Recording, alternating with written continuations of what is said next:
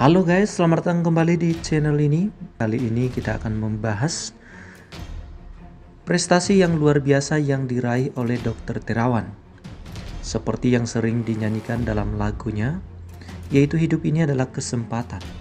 Kesempatan untuk melayani Tuhan, kesempatan untuk berbakti kepada Tuhan. Dalam pekerjaan, dalam segala apapun yang dilakukan, semuanya harus menjadi berkat.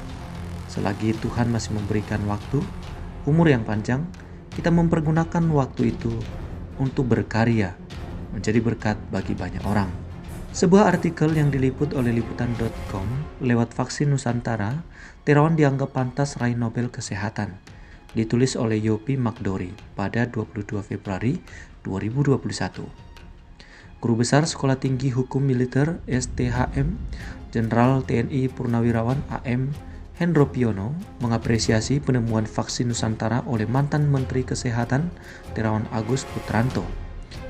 Penemuan vaksin Nusantara itu, kata Hendro Priyono, sudah semestinya menjadi kebanggaan bangsa Indonesia. Para netizen bangsa yang patriot sudah pasti merasa bangga merekalah yang mampu menggerakkan agar para pemimpin dan wakil-wakilnya di eksekutif, legislatif, yudikatif, serta segenap masyarakat sipil bersatu padu mengibarkan penemuannya ini di forum dunia.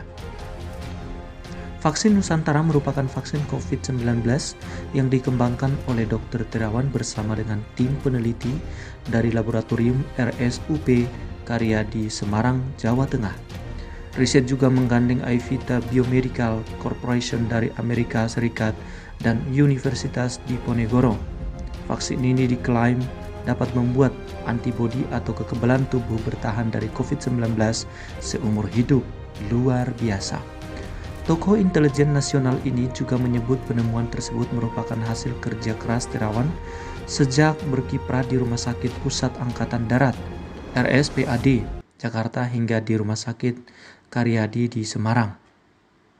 Penemuan ini membuktikan mereka muncul sebagai pahlawan sejati yang menyelamatkan banyak jiwa manusia yang sedang sekarat di tengah wabah yang melanda dunia, ujarnya.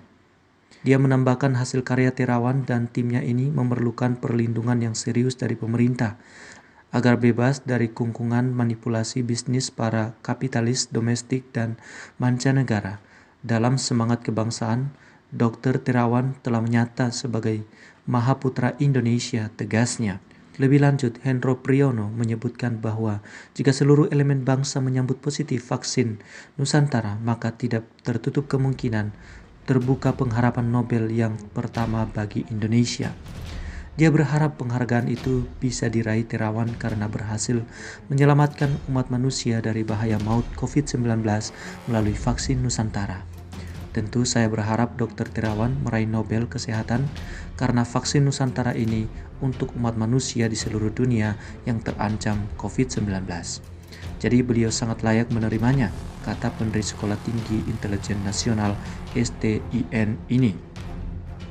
Klinis 2. Dan mudah-mudahan terjadi percepatan karena melihat ini adalah suasana pandemi sehingga harus ada extraordinary sehingga bisa berjalan dengan baik, dan vaksin ini produk Indonesia dan itu akan membuat kita sejajar dengan negara-negara lain seperti Amerika, Rusia, Jerman, Inggris, India, Cina, dan kita akan duduk sejajar dengan mereka semua dengan platform yang berbeda, yaitu dendritic cell vaccination. Sejak awal kemunculannya di publik, nama Dr. Terawan penuh dengan kontroversi.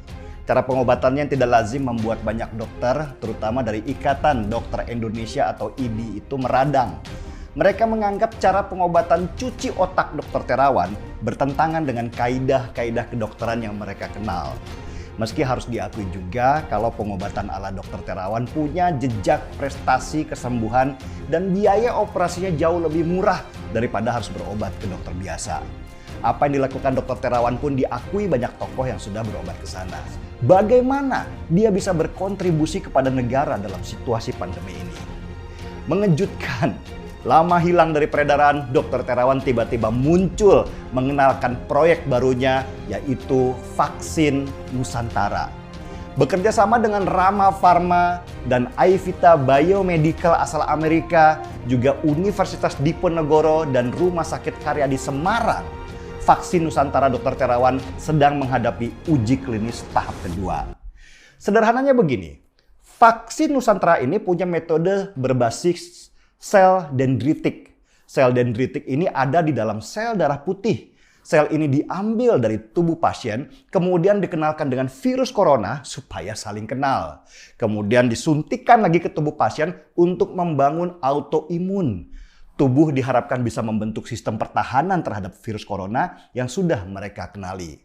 Dan tambah menarik lagi, harga vaksin Nusantara ini diklaim bisa lebih murah per dosisnya daripada vaksin Sinovac apalagi Pfizer. Dan seperti kutukan, usaha Dr. Terawan ini kembali jadi kontroversi dan dapat tentangan dari Ikatan Dokter Indonesia. Mereka mempertanyakan data uji klinis yang mereka bilang tidak transparan. Di luar itu semua, saya melihat Dr. Terawan jauh berbeda dengan beberapa mantan menteri dan pejabat BUMN yang sekarang sudah di luar lingkaran. Sebagai contoh, Said Didu yang sekarang lebih sibuk nyinyir daripada memberikan solusi. Ada juga mantan menteri Susi Pujiastuti yang sibuk bicara buzzer daripada memberikan sumbangsi. Dr. Terawan tidak. Dia tetap pada basic ilmunya. Seorang dokter, seorang ilmuwan. Dan dia meski sudah tidak ada lagi dalam lingkaran pemerintahan, tetap berusaha menyumbangkan ilmunya dalam menghadapi wabah corona. Karena wabah ini menurutnya harus dihadapi bersama-sama oleh semua orang, bukan cuma dinyinyiri saja tanpa ada usaha. Tidak ada. Setiap kita melangkah, setiap kita bernapas, itu urusan Tuhan. Setiap kita menuliskan sesuatu, menandatangani sesuatu, itu urusan Tuhan. Karena itu setiap saat, setiap waktu kita harus doakan. Apa yang kita tulis, apa yang kita pendapat, apa yang kita bicarakan, itu harus diketahui dan kita minta izin Tuhan. Oleh karena kemurahan Tuhan, ku ada sampai hari ini.